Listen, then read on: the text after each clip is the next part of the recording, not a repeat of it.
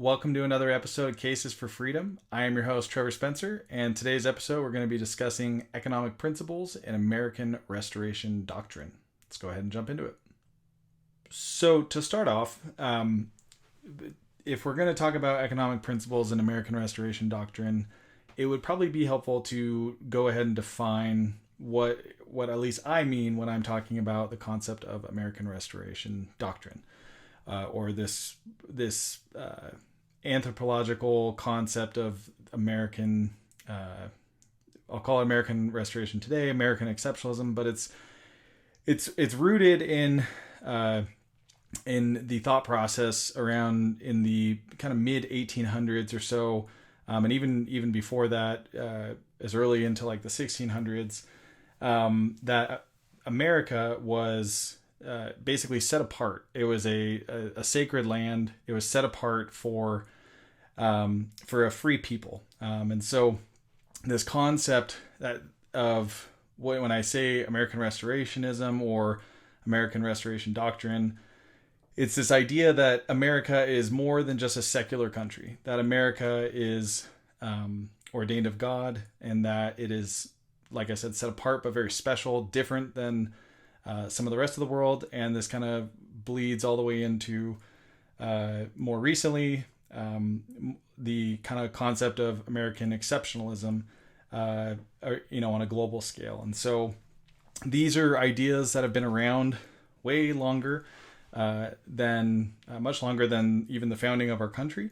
They go back to even some of the concepts of, like, Christopher Columbus, for example. Christopher Columbus, in his journals, he was very passionate about talking about that he was looking for the land that in the Bible was referred to as the land set apart for the New Jerusalem that is found in the Book of Revelation.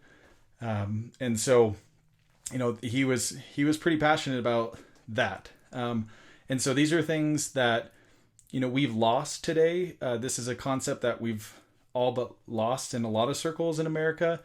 There's a lot of people that don't believe that America is exceptional, or that it's divinely authored by God, largely based on our national sin, collectively and individually. So these are things that we have to overcome as a nation in order to have a better identity and a better understanding of self. Because when we remove all of this and we remove these concepts of freedom and equality and equity over our lives and individual liberties, when we remove all those, we see the consequences that come here into our day-to-day society and our personal individual lives as well. So that's kind of the basis, at least the general, my take on what I'm talking about when I'm talking about American Restorationism. You could even take it as far as to say, I've posted some of this on my Instagram, about there's a scripture in the Bible that talks about Joseph. One of the 12 tribes of Israel, Joseph was set apart that Joseph's seed was a fruitful bough, and that Joseph's seed would essentially that it would be a fruitful vine. It would go over the wall, is how the blessing from his father, or from Abraham, that's what it says in the Bible. But a lot of people interpret that to say that that's what America is, that America is that land set apart for the New Jerusalem. And so really the loss of that is what I'm focusing on here from an economic perspective, that there's actually economic principles that go along with this American restoration doctrine that I'm going to be diving into here in more detail. So when we're talking about American Restoration Doctrine, right, the word doctrine, we're talking about we're talking about truth. We're talking about things that are real, or ideas, if you will, depending on how converted you are to these ideas being true. So, or doctrine. And to look at to analyze what I'm getting at here with these economic principles, really we have to dive into and understand what some of the main sources of these, whether you consider them scripture or voodoo or whatever you want, but some of these records or some of these books that detail some of this stuff. And there's no book that is more in depth than the Book of Mormon as far as understanding, as more of a disruptive book, right? Controversial book at sometimes, but a disruptive book in a lot of ways. If you just look at it from a historical point of view, the Book of Mormon is against what mainstream archaeologists and anthropologists and historians will say as diffusionism in the United States. So the concept of anybody being here prior to, or much going on prior to Columbus. Most of our history books talk about how there wasn't much going on here before Columbus. That's kind of the general consensus in modern diffusionism today. And if you get into this book, whether you believe it or not, this book will take that and it completely overrides all of it. It says that people were here from going back all the way to the time of the Tower of Babel and in the Bible, and that there was a remnant branch, a remnant group, if you will, which to me is a pretty easily understandable concept. We see sifting throughout, the sifting, the wheat and the tares throughout the Bible all over the place. And the Book of Mormon was nothing more than a record of a family historical record of people who left. If you believe the Book of Mormon, I do. I have a testimony of the Book of Mormon. I believe it's true. I believe it's a channeled text. I believe Joseph Smith was a true prophet and that he channeled the Book of Mormon from angelic beings, and that he had access to historical records that are very, very important to us here in this modern day. So if you're still here after all that on this channel here for my Instagram and my podcast, then that's great. And I'm glad that you're curious about listening more about this. It's not anything. I'm not trying to sell you on the Mormon Church. This is primarily a way to talk about the Federal Reserve and use scriptural terms in today's world. So with that, I'm telling you about the Book of Mormon to say, I'm going to read from one of the records here that is found in the Book of Mormon. It comes from the book of Ether, which is Ether is a prophet. He comes from people who I discussed earlier that came over in one of the remnant groups. There's multiple remnant groups in the Book of Mormon and multiple records from different time periods, but these are the early time period ones that came over after the Tower of Babel. And so when I jump into this here, I'm going to read, I'm just going to read the actual verses, and then I want to describe how I believe we as a people are living these exact same principles poorly today. We're not living by what I think is self-evident truth, whether you see this stuff as accurate or worth reading or not.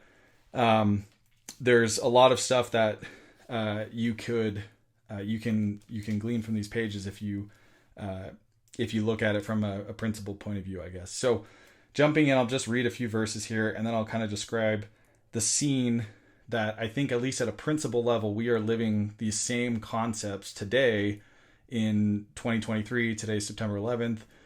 In the year 2023, I think we are still not grasping these universal truths that are put on America as a land, that you can kind of get away with not living well for a while. And then again, there's always kind of that reckoning period of time where if you look around at our economy today, you would imagine that the reckoning can't be too far off. And so that's why I'm sharing my testimony of the Book of Mormon today, and mainly to share these principles so you can kind of feel for yourself if you think that we are on the right course or not as a country. So I'll read in chapter 14. I'll start in verse 1. It says, "And now there began to be a great curse upon all the land because of the iniquity of the people." Iniquity is a key word there. In which if a man should lay his tool or his sword upon his shelf or upon the place whither he would keep it, behold, upon the morrow he could not find it. So great was the curse upon the land. Wherefore every man did cleave unto that which was his own with his hands, and would not borrow, neither would he lend. And every man kept the hilt of his sword in his right hand in the defense of his property and his own life and of his wives and children. And now, after the space of 2 years, and after, oh no, I don't need to go any further for that. So that's the end of that little note there. So I'll kind of just break that down here of what I'm seeing. So we're told that basically because of the iniquity of the people, if you go back into verse 13, it talks about how their government got really corrupt, and they had what was called these secret combinations or these secret groups of people. These were basically people that worked inside of governments, churches, organizations all over the country, or all over their nation, and they would pretend to be a certain thing, and then behind closed doors they were really corrupt and were making, they were doing things that weren't by the law for the people of the time. So, you could imagine, if you look at our world, that basically that's kind of the lead up of what this iniquity was. And so if you get into the word iniquity, right, if you kind of look at that and you say that because of the iniquity of the people, a great curse came upon the land, then you kind of understand that it's a lack of equity, if you will. It's a lack of ownership over some degree. And that kind of goes back to chapter 13, where you see that these people were being duped by like their leadership, basically across the board. When you look into verse 2, it talks about, where does it say it here? It says, wherefore every man did cleave unto that which was his own with his hands, and would not borrow, neither would he lend.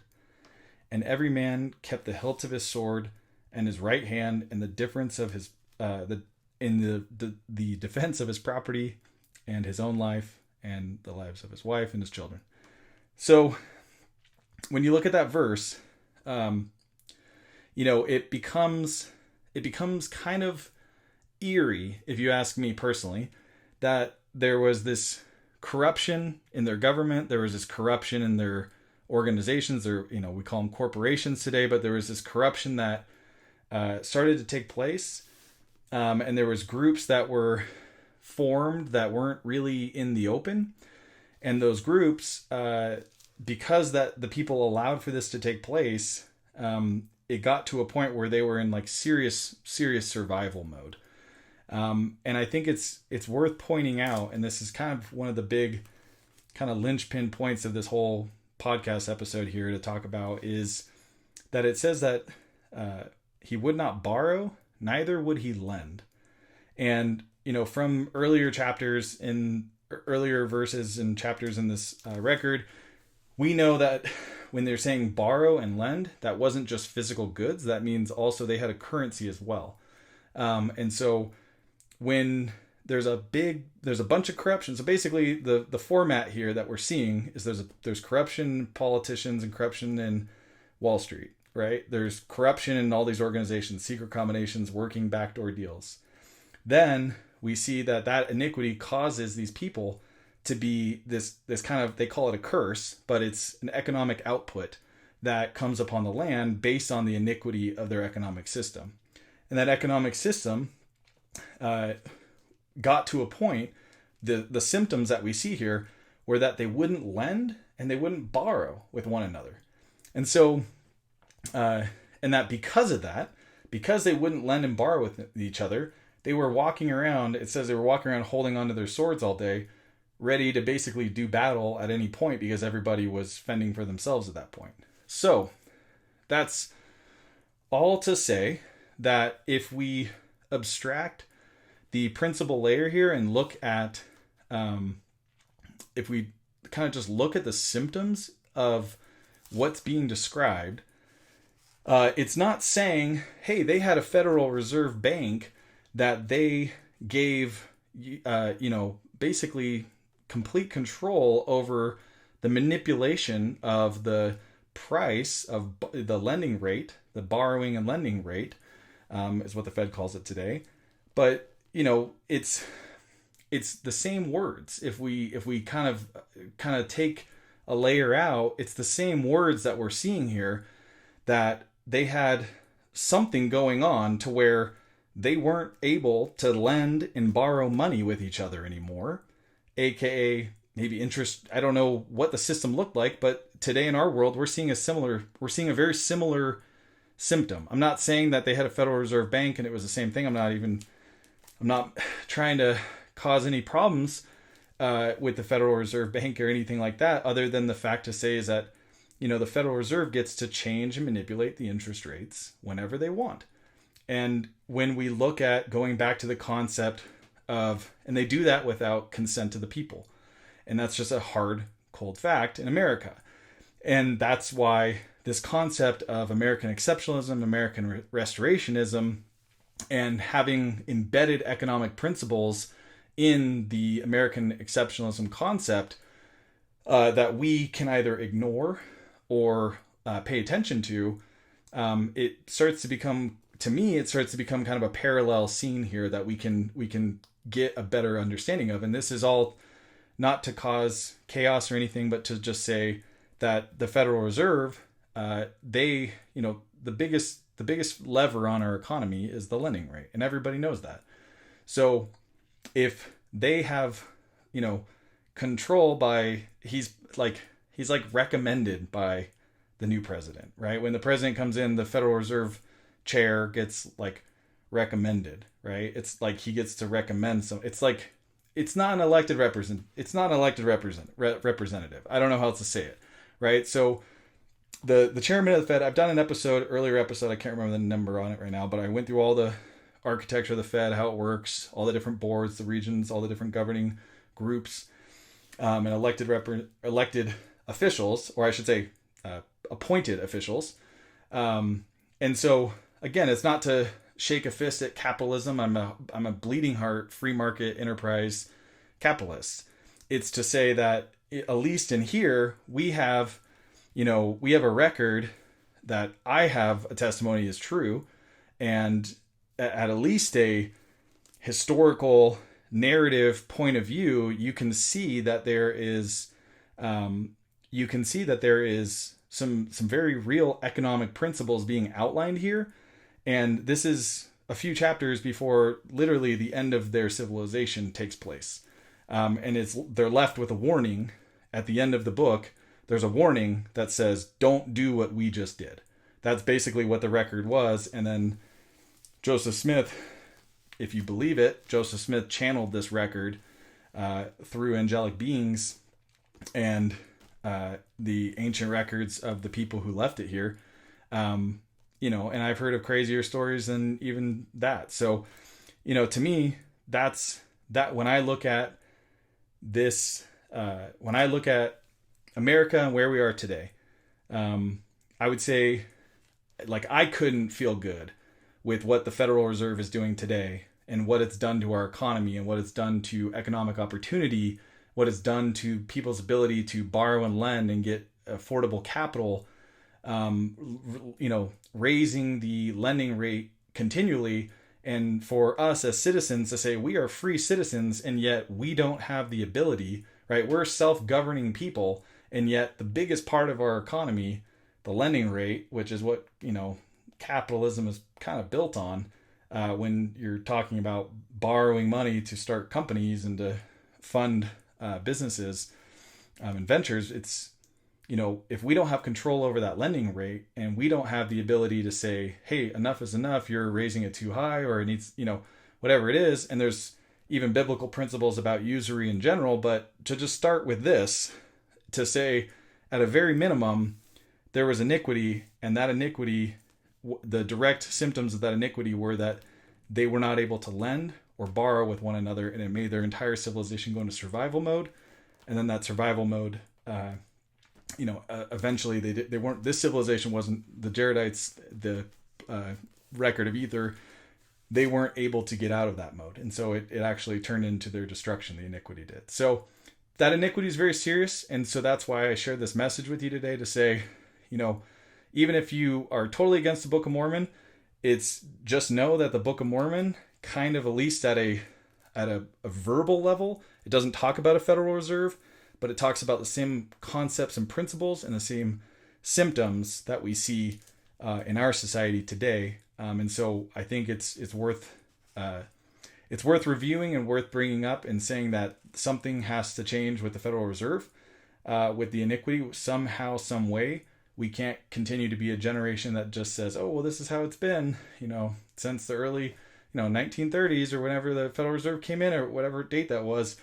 It's the way it's always been. We can't change it. It's like, no, we can. And we're seeing our society look really sick in a lot of areas, right? There's a lot of poverty. There's homelessness, epidemics. There's whole sorts of issues that are kind of tied over the last couple of years to, not everything perfectly, but you can at least start to see that raising interest rates and not having the ability to say, stop raising interest rates, as sovereign people, we should have control over that. And not having that control today is not a good thing. And it's something that is forewarned about in American Restoration Doctrine, namely the Book of Ether and the Book of Mormon. So that's the end of the episode. Hope you enjoy it.